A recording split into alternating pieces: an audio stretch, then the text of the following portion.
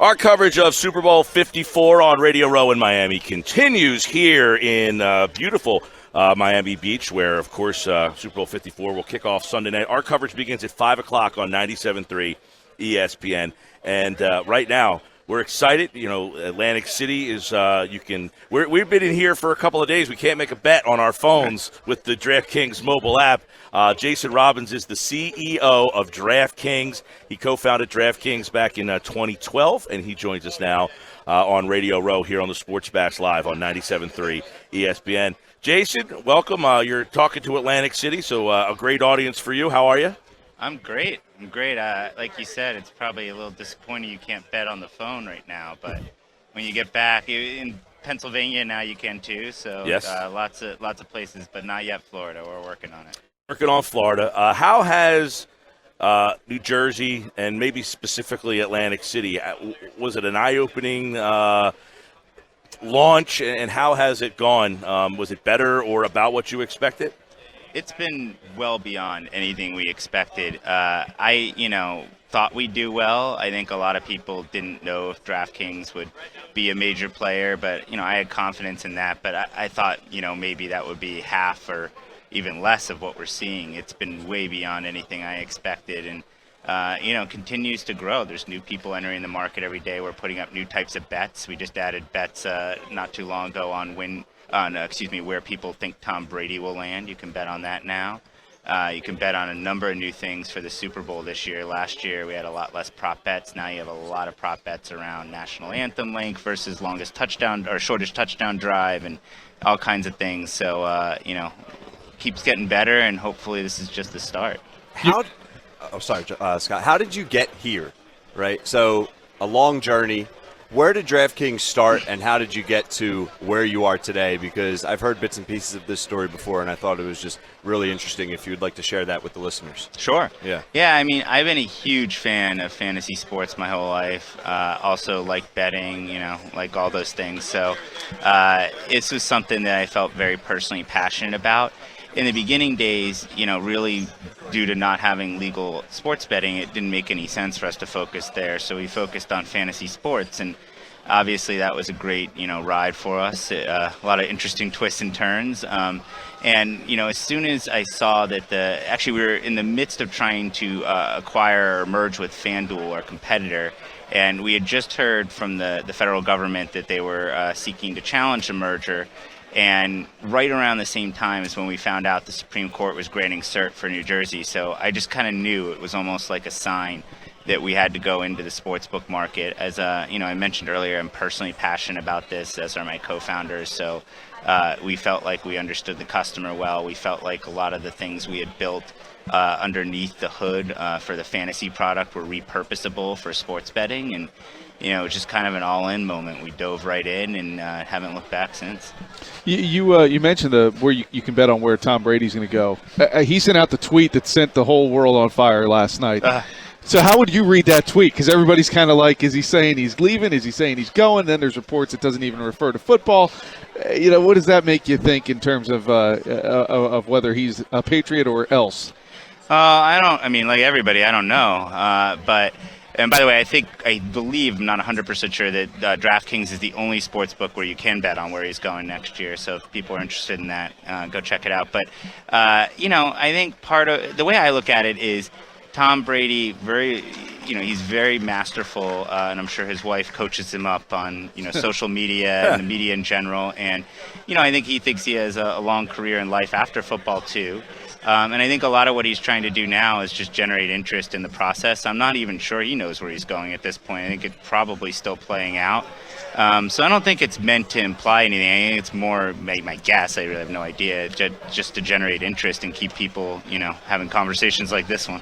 How, the fantasy kind of took over like wildfire at first, and then what's the balance now between the focus on the gambling side and going to your phone and making a bet and the daily fantasy? Is that still equal in terms of where you guys are revenue or looking at, or is the sports betting overtaking where the daily fantasy was?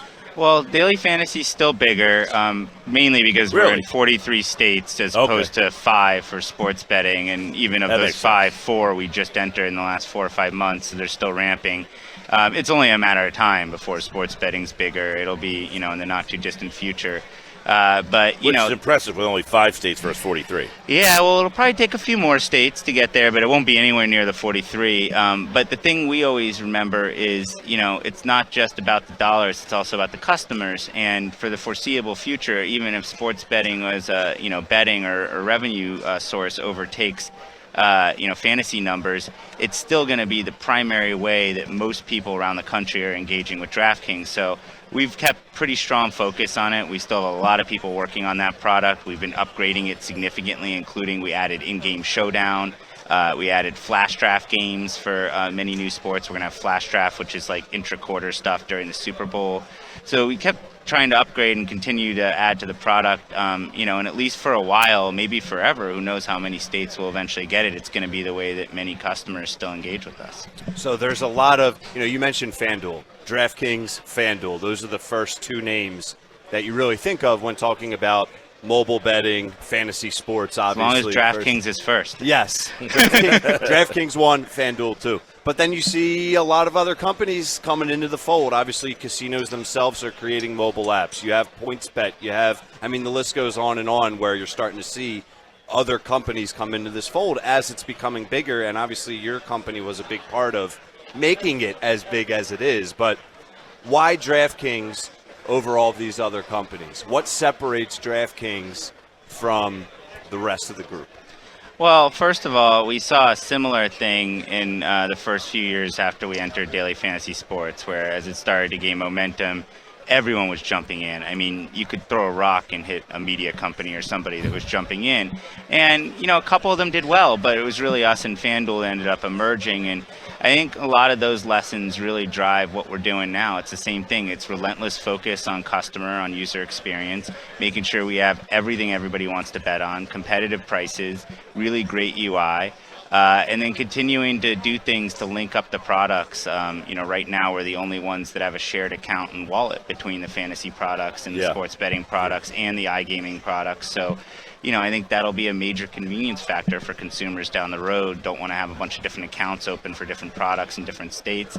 And then in general, just listening to our customers. Usually the best ideas come from hearing from people. And sometimes they don't say do this. They more describe a pain point, and then you got to kind of figure out what to do about it. Or they describe an opportunity that they think is missing, and then you got to figure out what to do about it.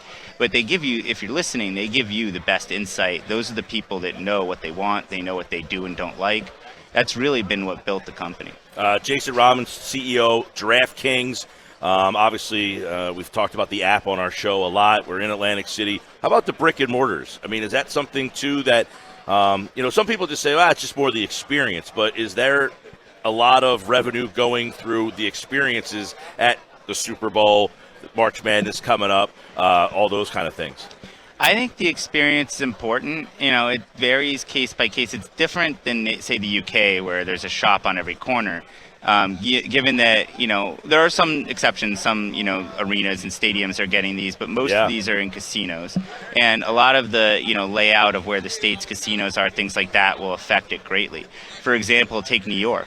The best property, I think, for New York is going to be, the one that's over the border in New Jersey, the FanDuel has the Meadowlands. The actual casinos in New York are way upstate. So I think online is going to be a way bigger piece in New York. That said, right now, all you can do is brick and mortar in New York. So we did open up a brick and mortar sports book at the Del Lago Casino. So there are cases like that. Mississippi's another one where you can only do brick and mortar, and we want to make sure we're serving our customers in those markets. But I think at the end, it's going to be mostly about online. I do think that in certain places, you can create a really important part of the experience through a brick and mortar presence, but I think the bulk of the activity will be online. Now, how is Atlantic City doing? Is Atlantic City because it was struggling as a place, as a city. It was nationally struggling, and everybody thought that sports gambling would be the thing that saved it. Where is Atlantic City right now in terms of what you guys are doing? Well, from what I've read and heard, Atlantic City as a whole is doing really well right now. hard to say. Sports betting, iGaming, some of the new properties that opened, there were a lot of things that happened that may have helped spur that, but I don't know that sports was insignificant. It was probably a pretty important part of that. For us right now, we have the #1 retail brick and mortar book in AC. It's at Resorts Casino, which I think Great room. Yeah, it's small, and I wouldn't say its core demographic matches ours, but I think that shows the power of our brand and being able to take the smallest property on the boardwalk in Atlantic City and turn it into the #1 book. I think really for us, that's in many ways, we love Nevada, but this is sort of that for us. This is the motherland, or New Jersey, I should say. AC is the place that it all started, and it will continue to be a really important focus for us. I think also a lot of people look at New Jersey as sort of the test for how competition is doing, for where the market's going. It's the first, and therefore everyone looks to see where the trends Now, are. has the sports gaming in Jersey overtaken Vegas? I believe it has. I know there was at least a month or two it did. I don't know if it sustained that, but I know there was a time period where it did, and I think it might have sustained Is that from the app numbers or just the brick and mortars versus the total. Okay. No, it was the total, which obviously the app makes a big difference. Yeah. Big difference. Oh, because you're right. When I'd go to a Sixer game, you got to get before you over the bridge. Now that's different. Now it's different. You recently can bet in changed. Pennsylvania. But now. right, you couldn't do it up when the Sixer season started. Yep. You're sitting in traffic there, and Before you get to the Walt Whitman, you're like, get it in, come on, I need to put this bet in. Yeah. There's I've heard a crowd of people who park just over the bridge and put their bets in every Sunday morning. So. All the time. And New the same Yorkers, thing from New York, right? Yeah, I mean, same thing for New York. Yeah. Exactly. Yeah, we had talked to Chad Millman yesterday from the Action Network, who said most of the bets are on the borders of the state, which means everybody's driving over to put their bet in and then go back. Bulk of it comes within tens of miles of the border. So people are either going to put their bets in there, maybe finding a sports bar or something, but that is certainly driving some activity. So we're talking about the market and it expanding. I just want, real quick, your prediction of where you vision this, meaning mobile betting, just this whole world now, the legalization of it in the next 5 years even, because the last year or two has really been crazy, especially in New Jersey, now Pennsylvania. Where do you see this going? West Virginia? Oh, I think the next phase, after you start to get more penetration of the states and rollouts, is going to be the evolution of the product. So that's really where we're focused. We just recently announced we're, going public through a transaction where we're also acquiring a company called SB Tech. The reason we're acquiring them is they make the bets, and we're going to orient them towards creating the absolute best bets for U.S. Sports. I think in-game betting is sorely lacking right now in U.S. sports. Prop betting can be better, so there's a lot of work to do there. And, who knows how long that'll take, but I think the next phase, probably a little longer than that, will be social betting. People, being able to directly propose bets to their friends and make bets with each other. That's cool. I think it'll take more state penetration to really get that kicking, but I think that's something that will happen in the future. Jason Robbins, CEO, DraftKings, and we appreciate you stopping by here.